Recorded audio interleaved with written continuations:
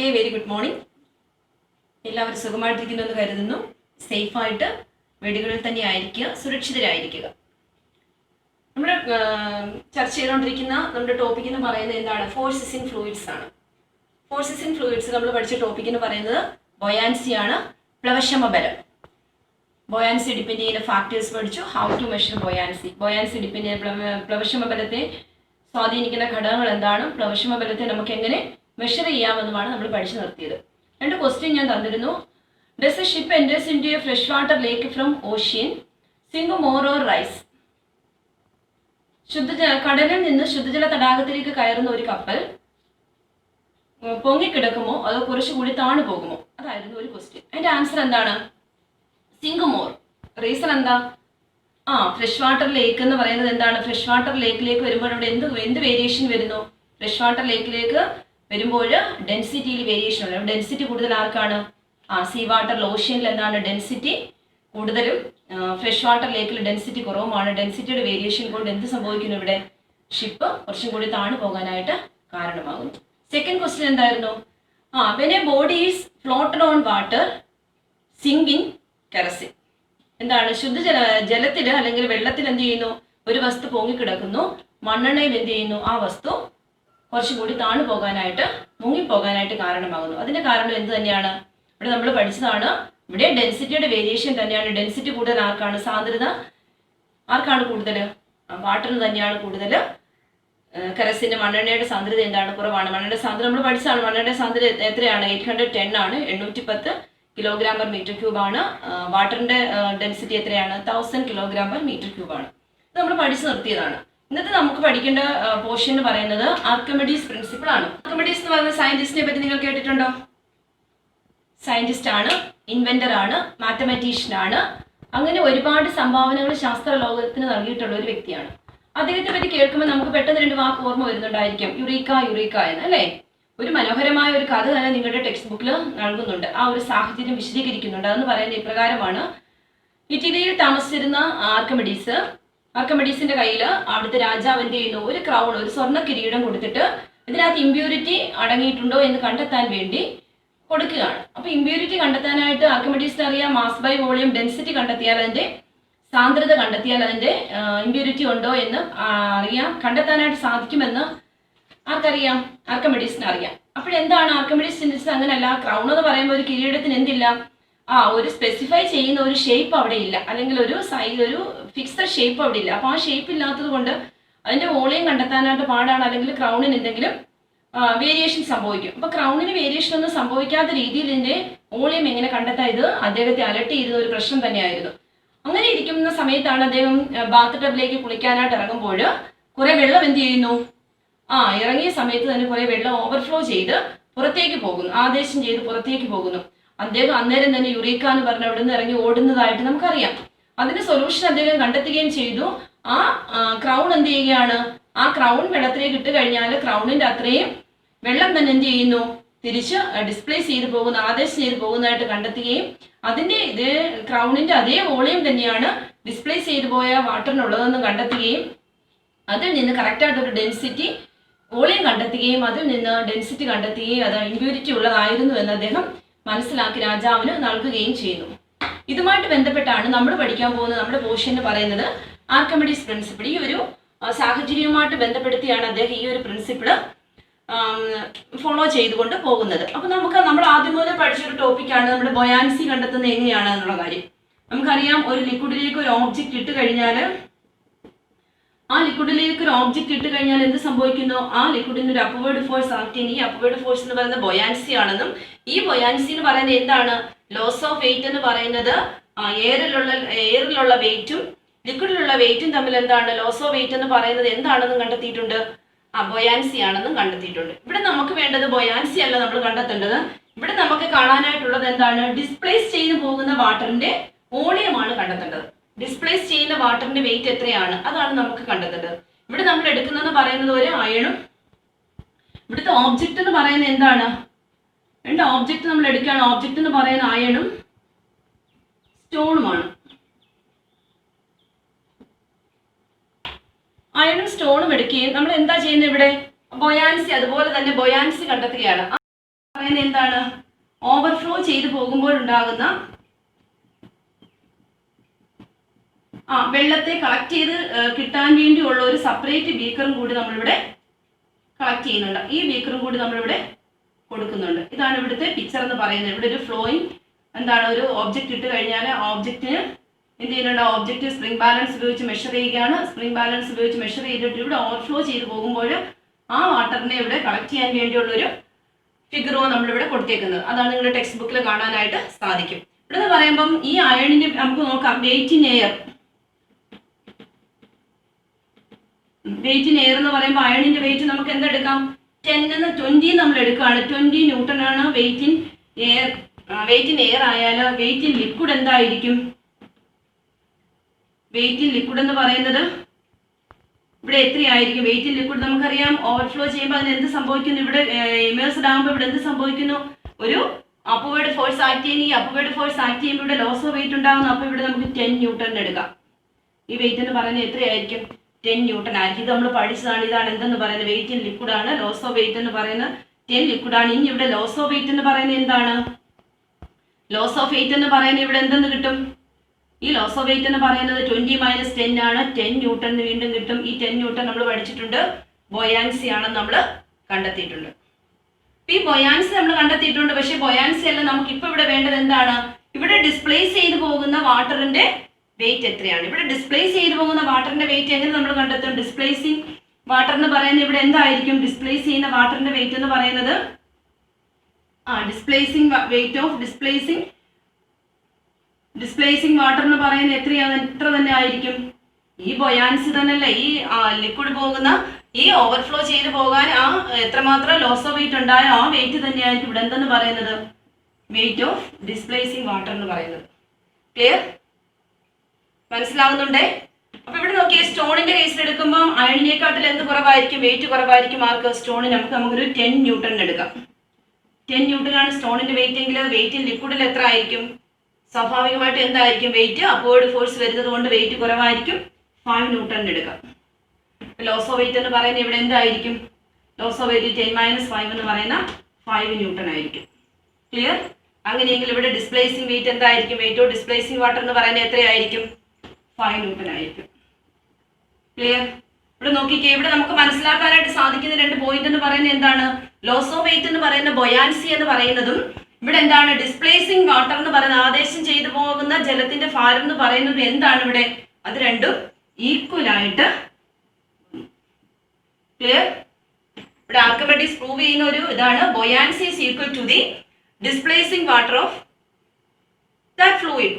ഏത് ഫ്ലൂയിഡ് ആണോ ഡിസ്പ്ലേസ് ചെയ്യുന്ന ആ ഫ്ലൂയിഡും അല്ലെങ്കിൽ അതിന്റെ ബൊയാൻസി എന്ന് പറയുന്നത് എന്തായിരിക്കും? ഈക്വൽ ആയിരിക്കും. നമ്മൾ ആദ്യം പഠിച്ച 2 പോയിന്റ് എന്ന് പറയുന്നത് വെയിറ്റ് ഇൻ ലിക്വിഡ് തന്നെയായിരിക്കും എന്തെന്ന് പറയുന്നത്? ലോസ് ഓഫ് വെയിറ്റ് എന്ന് പറയുന്നത്. ആ ലോസ് ഓഫ് വെയിറ്റ് തന്നെയായിരുന്നു ബൊയാൻസി. ആ buoyancy is equal to the weight of displacing water or displacing fluid. Clear? ഇതിനെയാണ് എന്തെന്ന് പറയുന്നത്? ഈ പ്രിൻസിപ്പിളിനെയാണ് ആർക്കിമിഡീസ് പ്രിൻസിപ്പിൾ എന്ന് പറയുന്നത്. അപ്പൊ ആർക്കിമിഡീസ് പ്രൂവ് ചെയ്യുന്ന ആർക്കിമിഡീസ് പ്രിൻസിപ്പിൾ എന്ന് പറയുന്നത് എന്താണ്? ആർക്കിമിഡീസ് പ്രിൻസിപ്പിൾ എന്ന് പറയുന്നത് എന്താണ്? പ്രൂവ് ചെയ്യുന്നത് എന്താണ്? ഒരു വസ്തു പൂർണ്ണമായോ ഭാഗികമായോ ഒരു ദ്രവത്തിൽ മുങ്ങിയിരിക്കുമ്പോൾ ആ ദ്രവം ആദേശം ചെയ്യുന്ന ജലത്തിന്റെ ഭാരം എന്ന് പറയുന്നത് ആ വസ്തു ആദേശം ചെയ്യുന്ന ജലത്തിന്റെ ഭാരത്തിന് തുല്യമായിരിക്കും. ഒരു വസ്തു പൂർണ്ണമായോ ഭാഗികമായോ ഒരു ദ്രവത്തിൽ മുങ്ങിയിരിക്കുമ്പോൾ ആ വസ്തു ആദേശം ചെയ്യുന്ന ജലത്തിന്റെ ഭാരം തന്നെയായിരിക്കും ആ വസ്തുവിന്റെ ഭാരം. When an object is immersed completely or partially in a fluid, the buoyancy experienced by it, the weight is equal to the displacing that liquid. ഏത് ലിക്വിഡിലാണോ അത് ആക്ട് ചെയ്യുന്ന ആ ലിക്വിഡ് ഡിസ്പ്ലേസ് ചെയ്യുന്ന ആ ലിക്വിഡിന്റെ വെയിറ്റിന് തുല്യമായിരിക്കും എന്തെന്ന് പറയുന്നത്? ബൊയാൻസി, ലോസ് ഓഫ് വെയിറ്റ് എന്ന് പറയുന്നത്. Clear that? ഒരു വസ്തുവിന്റെ ആ വെയിറ്റ് എന്ന് പറയുന്നത് എന്തിന് തുല്യമായിരിക്കും? ആ വസ്തു ആദേശം ചെയ്യുന്ന ജലത്തിന്റെ വെയിറ്റിന് തുല്യമായിരിക്കും. Clear that? ഇതാണ് ആർക്കിമിഡീസ് പ്രിൻസിപ്പിൾ എന്ന് പറയുന്നത്. ഫ്ലോട്ടേഷൻ ആണ്, പ്ലവനം. പ്രിൻസിപ്പിൾസ് ഓഫ് ഫ്ലോട്ടേഷൻ ആണ് പ്ലവന തത്വം. നമ്മൾ ആദ്യമേ പഠിച്ചിട്ടുണ്ട്. ബൊയാൻസി തന്നെ റിലേറ്റഡ് ആണ്. ബൊയാൻസി എന്താണെന്ന് നമ്മൾ പഠിച്ചിട്ടുണ്ട്. ഇവിടെ നമ്മൾ എടുക്കുന്നതെന്ന് പറയുന്നത് 2-3-4 ഓബ്ജക്റ്റുകൾ എടുക്കുകയാണ്. Wood, rubber, cork, stone. Wood, rubber, cork ഇവയൊക്കെ എടുക്കുമ്പോൾ നമ്മൾ ബൊയാൻസി ആയിട്ട് നമ്മളൊരു ഒരു ബീക്കറിലേക്ക് നമ്മൾ ഇട്ട് കഴിഞ്ഞാൽ ആ വസ്തുക്കളെല്ലാം എന്ത് ചെയ്യും? ഫ്ലോട്ട് ചെയ്ത് തന്നെ കിടക്കും. പക്ഷെ എല്ലാ വസ്തുക്കളും എന്ത് ചെയ്യാറില്ല? ഫ്ലോട്ട് ചെയ്ത് കിടക്കാറായിട്ടില്ല. നമ്മളിവിടെ ആർക്കിമിഡീസ് പ്രിൻസിപ്പിൾ പറഞ്ഞപ്പോൾ ഞാൻ പറഞ്ഞു ഫ്ലോട്ട് ചെയ്ത് കിടക്കുന്ന വസ്തുക്കൾ എന്ത് ചെയ്യാറുണ്ട്, അത് അതിന്റെ അതേ വെയിറ്റിലുള്ള എന്താണ് എത്രമാത്രം വെയിറ്റിലാണോ ആ വുഡ് ഉള്ളത് അല്ലെങ്കിൽ ആ ഒബ്ജക്റ്റ് ഉള്ളത്, ആ ഒബ്ജക്റ്റിന്റെ അതേ വെയിറ്റിലുള്ള ഫ്ലൂയിഡ് തന്നെ ഡിസ്പ്ലേസ് ചെയ്ത് മാറ്റുന്നുണ്ട് എന്ന് പറഞ്ഞു. അപ്പൊ അത് തന്നെയാണ് ഇവിടെ പറയുന്ന വുഡ്, റബ്ബർ, കോർക്ക് എന്നിവയെന്ന് പറയുമ്പോൾ എന്താണ്, അത് എന്തുമാത്രം എത്ര വോളിയത്തിൽ അത് ഒക്കുപ്പൈ ചെയ്യുന്നു, ആ വോളിയത്തിൽ ഒക്കുപ്പൈ ചെയ്യുന്ന അതേ വോളിയത്തിൽ തന്നെ എന്ത് ചെയ്യുന്നുണ്ട്, അത് ഡിസ്പ്ലേസ് ചെയ്ത് മാറ്റുന്നുണ്ട്. നമ്മൾ ബൊയാൻസി പഠിക്കുമ്പോൾ ആദ്യം നമ്മൾ പറയുന്നുണ്ട് വെയിറ്റ് എന്ന് പറയുന്നത് എന്താണ്, wait is greater than the buoyancy force ആണെങ്കിൽ അത് എന്ത് ചെയ്യും, വെയിറ്റ് ആണ് ഗ്രേറ്റർ എങ്കിൽ അത് എന്ത് ചെയ്തു പോകും, സിങ്ക് ചെയ്തു പോകും. അപ്പൊ wait is less than that of buoyancy ആണെങ്കിൽ എന്ത് സംഭവിക്കും, ബൊയാൻസി ആണ് ഗ്രേറ്റർ എങ്കിൽ അത് ഫ്ലോട്ട് ചെയ്ത് കിടക്കും. ഇനി weight of the object is equal to the buoyancy force ആണെങ്കിൽ എന്ത് സംഭവിക്കും, അന്നേരം അത് ഫ്ലോട്ട് ചെയ്ത് കിടക്കും. ശ്രദ്ധിക്കണം, വെയിറ്റ് ഗ്രേറ്റർ ആണ്, ബൊയാൻസിയെക്കാട്ടിൽ ഗ്രേറ്റർ ആണെങ്കിൽ ഇവിടെ സിങ്ക് ചെയ്ത് പോകും. വെയിറ്റ് ആണ് ലോവസ്റ്റും ബൊയാൻസി ഗ്രേറ്റർ ആണെങ്കിൽ അത് റൈസ് ചെയ്ത് കിടക്കും. വെയിറ്റും ബൊയാൻസിയും ഈക്വൽ ആണെങ്കിൽ അത് ഫ്ലോട്ട് ചെയ്ത് കിടക്കും. അതൊരു ബൊയാൻസിയിൽ ഞാനത് വെയിറ്റിനെ ഡിപ്പെൻഡ് ചെയ്യുന്ന രീതിയിൽ അത് പറഞ്ഞതാണ്. അപ്പൊ അതാണ് ഇവിടെ നമ്മൾ ഡിപ്പെൻഡ് ചെയ്യുന്ന ഒരു ഫാക്ട് എന്ന് പറയുന്നത് വുഡ്, റബ്ബർ, കോർക്ക് ഇവയെന്ന് പറയുന്നത് എന്താണ്, ഇവ ഒരു പ്രത്യേകതരം, ഇവക്ക് ഇവയുടെ വോളിയം എന്ന് പറയുന്നത് എന്താണ്, ഇവ പ്രത്യേകതരം ഒരു ഓബ്ജക്റ്റുകളാണ്. അല്ലാതെ എന്താണ് ഇവയുടെ ഓബ്ജക്റ്റ് എന്ന് പറയുമ്പോൾ എന്താണ്, വുഡിലും റബ്ബറിലും കോർക്കിലും ഒക്കെ എന്താണ് അവിടെ ഉണ്ടാകുന്ന ആ മോളിക്യൂൾസിന്റെ ഡിഫറൻസ് കൊണ്ട് അവ എന്ത് ചെയ്യുന്നത്, ഫ്ലോട്ട് ചെയ്ത് തന്നെ കിടക്കും. ആ ഫ്ലോട്ട് ചെയ്ത് കിടക്കുമ്പോൾ ഉണ്ടാകുന്ന വെയിറ്റിന് എയറും വെയിറ്റിൻ വാട്ടറും ബൊയാൻസി വരെ നമ്മൾ കണ്ടെത്തിയ ബൊയാൻസി എന്ന് പറയുന്നത് എന്ത് തന്നെയായിരിക്കും, വെയിറ്റ് ഓഫ് വാട്ടർ ഡിസ്പ്ലേസ് തന്നെ ആയിരിക്കും. ആ ഡിസ്പ്ലേസ് ചെയ്ത് കിടക്കുന്ന വാട്ടറും ബൊയാൻസിയുടെ ഈക്വൽ ആണ് നമ്മൾ ആർക്കിമിഡീസ് പ്രിൻസിപ്പിളിൽ കണ്ടു. ഇവിടെ പറയുന്നത് എന്താണ്, ഇതിന്റെ വെയിറ്റ് എന്ന് പറയുന്നതും ഈ ഓബ്ജക്റ്റിന്റെ വെയിറ്റ് എന്ന് പറയുന്നതും ഈ വെയിറ്റ് ഓഫ് വാട്ടർ ഡിസ്പ്ലേസ് ചെയ്യുന്ന വാട്ടറിന്റെ വെയിറ്റ് എന്ന് പറയുന്നതും ഈക്വൽ ആയിരിക്കും. അതാണ് പ്രിൻസിപ്പിൾ ഓഫ് ഫ്ലോട്ടേഷനിലെ ഒരു പ്രിൻസിപ്പിൾ എന്ന് പറയുന്നത്. ഇതാണ്. ക്ലിയർ ആവുന്നുണ്ടല്ലോ.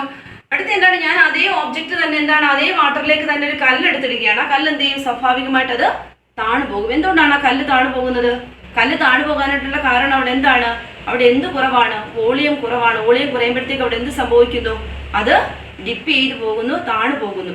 അതേ എമൗണ്ട് തന്നെ എന്ത് ചെയ്യും, അവിടെ ആ വോളിയത്തിന് അതേ എമൗണ്ട് തന്നെ അത് വാട്ടർ അവിടെ ഡിസ്പ്ലേസ് ചെയ്യുകയും ചെയ്യുന്നു. അതേ വെള്ളത്തെ തന്നെ ആദേശം ചെയ്യുകയും ചെയ്യുന്നു. മനസ്സിലാവുന്നുണ്ടല്ലോ. ഇവിടെ ഒരു വസ്തു ഒരു ദ്രവത്തിൽ പൊങ്ങിക്കിടക്കുമ്പോൾ ആ വസ്തുവിന്റെ അതേ ഭാരം തന്നെയായിരിക്കും ആ വസ്തു ആദേശം ചെയ്യുന്ന ജലത്തിനും ഉണ്ടാകുന്നത്.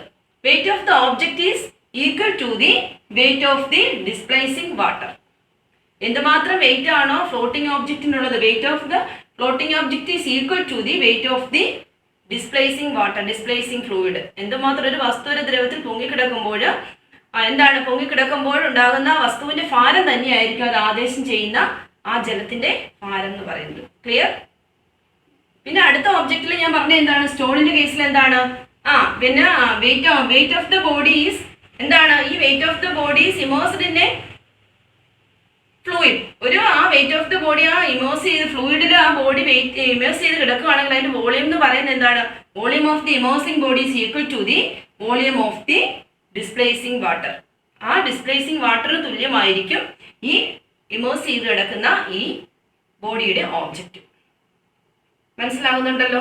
അപ്പൊ ഇതെന്ന് പറയുന്നത് എന്താണ്, പ്രിൻസിപ്പിൾസ് ഓഫ് ഫ്ലോട്ടേഷൻ ആണ്. പ്രിൻസിപ്പിൾ ഓഫ് ഫ്ലോട്ടേഷൻ എന്ന് പറയുന്ന ആദ്യത്തെ കേസിൽ ഒരു ഒബ്ജക്റ്റ് പൊങ്ങിക്കിടക്കുമ്പോൾ ആ വസ്തു ആദേശം ചെയ്യുന്ന ജലത്തിന്റെ ഭാരം എന്ന് പറയുന്നത് ആ വസ്തുവിന്റെ ഭാരത്തിന് തുല്യമായിരിക്കും. രണ്ടാമത്തെ കേസ് എന്ന് പറയുന്നത് എന്താണ്, weight of the object in a floating body, volume of the body is equal to the volume of the displacing water. രണ്ടാമത്തെ കേസിൽ അതെന്താണ് പറയുന്നത്, ഒരു വസ്തു പൂർണ്ണമായിട്ട് ആ ദ്രവത്തിൽ മുങ്ങിക്കിടക്കുമ്പോൾ അതിനുണ്ടാകുന്ന വോളിയം എന്ന് പറയുന്നത്, അതിന്റെ വ്യാപ്തം എന്ന് പറയുന്നത് എന്തിനു തുല്യമായിരിക്കും, അത് ആദേശം ചെയ്യുന്ന ജലത്തിന്റെ വ്യാപ്തത്തിന് അല്ലെങ്കിൽ ആ ദ്രവത്തിന്റെ വ്യാപ്തത്തിന് തുല്യമായിരിക്കും. Clear that. നമ്മുടെ ടെക്സ്റ്റ് ബുക്കിൽ ഒരു എക്സ്പെരിമെന്റ് പറയുന്നുണ്ട്. ഒരു അലൂമിനിയം ഫോയിൽ എടുക്കുക, ഒരു അലൂമിനിയം ഫോയിലിന് ഒരു വെസലിന്, അലൂമിനിയം ഫോയിൽ എന്ന് വെച്ചാൽ നിങ്ങൾക്ക് അറിയാമല്ലോ, അലൂമിനിയം ഫോയിൽ എടുക്കുക. അലൂമിനിയം ഫോയിലിനെ എന്ത് ചെയ്യുക, ഒരു വെസലിന്റെ രീതിയിൽ മടക്കിയെടുക്കുക. അലൂമിനിയം ഫോയിൽ എന്ന് പറയുന്നത് നമുക്ക് ബേക്കറിയിലൊക്കെ സാധനങ്ങളൊക്കെ പൊതിഞ്ഞു കിട്ടുന്ന ഒരു പേപ്പർ കണ്ടിട്ടില്ലേ, ആ പേപ്പറാണ്. അതിന് നമ്മൾ എന്ത് ചെയ്യുകയാണ്, ഒരു വെസലിന്റെ രീതിയിൽ എടുത്തതിന് ശേഷം അതിനൊരു ബീക്കറിലെ വെള്ളത്തിലേക്ക് നമ്മൾ ഇടുന്നു. ബീക്കറിലെ വെള്ളത്തിലേക്ക് ഇടുമ്പോൾ എന്ത് സംഭവിക്കുന്നു, അത് പൊങ്ങിക്കിടക്കുന്നു, ഫ്ലോട്ട് ചെയ്ത് കിടക്കുമെന്ന് നിങ്ങൾക്കറിയാം. അതേ മാസിലുള്ള വസ്തുവിനെ തന്നെ ഞാൻ എന്ത് ചെയ്യുന്നു, അത് ഒരു ബോൾ രൂപത്തിലാക്കിയിട്ട് ഞാൻ അതിനെ ആ ബീക്കറിലേക്ക് തന്നെ ഇടുന്നു. അപ്പൊ എന്ത് ചെയ്യും, ആ ബീക്കറിൽ അത് സിങ്ക് ചെയ്തു അല്ലെങ്കിൽ മുങ്ങിപ്പോകാനായിട്ട് കാരണമാകും. ഇവിടെ എന്ത് തന്നെയാണ്, ഒരേ മാസമുള്ള വസ്തു തന്നെയായിരുന്നു, രണ്ടും ഒരേ മാസം തന്നെയായിരുന്നു. പക്ഷെ എന്തിന് ഡിഫറൻസ് വന്നു? വോളിയത്തില് ഡിഫറൻസ് വന്നു. വെസലിന്റെ രൂപത്തിലാക്കിയപ്പോൾ അതിന് വോളിയം കൂടുതലാണ്. അപ്പൊ അതേ വോളിയത്തെ തന്നെ അത് എന്ത് ചെയ്തു? ഡിസ്പ്ലേസ് ചെയ്തു. ആ വാട്ടറിനെ, അതേ വോളിയത്തിലുള്ള വാട്ടറിനെ അത് ഡിസ്പ്ലേസ് ചെയ്തുകൊണ്ട് അത് ഫ്ലോട്ട് ചെയ്ത് കിടന്നു. ബോളിന്റെ ഷേപ്പിലേക്ക് മാറ്റിയപ്പോൾ എന്ത് സംഭവിച്ചു? അത് വോളിയം അവിടെ ഡിക്രീസ് ചെയ്തു. അപ്പോൾ അത് എന്ത് ചെയ്തു? ഫ്ലോട്ട് ചെയ്ത് പോകാനായിട്ട് കാരണമാവുകയും ചെയ്യും. Clear that? നമ്മുടെ ടെക്സ്റ്റ് ബുക്കിൽ 2-3 എക്സ്പെരിമെന്റ് പറയുന്നുണ്ട്. എന്താണ്, നമ്മൾ ആദ്യമേ പഠിച്ചതാണ്. ടൺ കണക്കിന് ഭാരമുള്ള ഷിപ്പ് എന്ത് ചെയ്യുന്നു? വെള്ളത്തിൽ പൊങ്ങിക്കിടക്കുന്നു. കാരണം എന്താണ്? അത് അത്രയും എന്ത് ചെയ്യുന്നുണ്ട്? അത്രയും വോളിയത്തെ തന്നെ അതിനെ ഡിസ്പ്ലേസ്, അത്രയും വോളിയത്തിലുള്ള വെള്ളത്തെ തന്നെ ഡിസ്പ്ലേസ് ചെയ്ത് മാറ്റാനായിട്ട് അതിന് സാധിക്കുന്നുണ്ട്. അതുപോലെ നമുക്കറിയാം, മണ്ണെണ്ണയും വെള്ളം കൂടി എടുത്താൽ, ഇവിടെ ഞാൻ വെള്ളവും മണ്ണെണ്ണയും എടുത്തിട്ടുണ്ട്. രണ്ടും കൂടി മിക്സ് ചെയ്ത് കഴിഞ്ഞാൽ ഏതായിരിക്കും ആദ്യം കിടക്കുക എന്ന് നമുക്കൊന്ന് നോക്കിയാലോ.